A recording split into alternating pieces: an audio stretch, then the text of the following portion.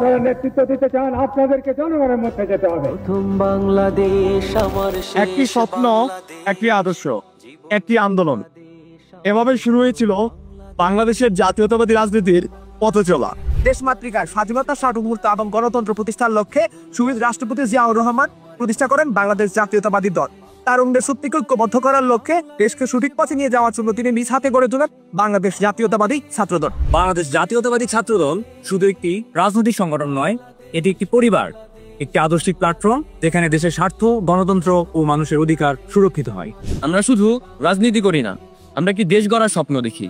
আমরা সংগ্রাম করি একটি স্বাধীন ও গণতান্ত্রিক বাংলাদেশের, যেখানে প্রতিটি নাগরিকের কথা শোনা হবে। রাজনীতির পাশাপাশি আমরা বিশ্বাস করি জ্ঞানের শক্তিতে।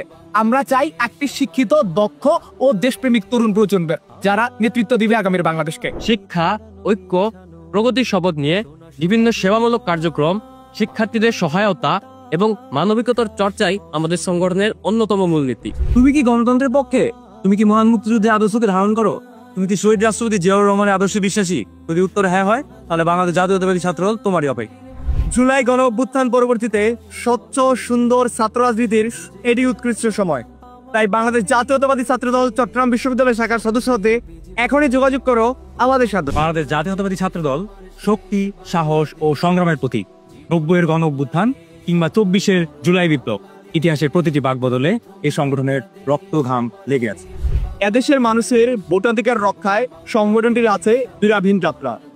অতীতের কলুষিত ছাত্র রাজনীতির কলঙ্ক দূর করতে আগামীর ছাত্র রাজনীতিতে তোমার মতো মেধাবী, সৎ, দেশপ্রেমিক তরুণের উপস্থিতি বদলে দিতে পারে রাজনীতির গতিক। তাই বাংলাদেশ জাতীয়তাবাদী ছাত্রদল চট্টগ্রাম বিশ্ববিদ্যালয় তোমার অপেক্ষায়। এসে একসঙ্গে শিক্ষা ঐক্যের শপথ নিয়ে প্রগতি মিছিলে।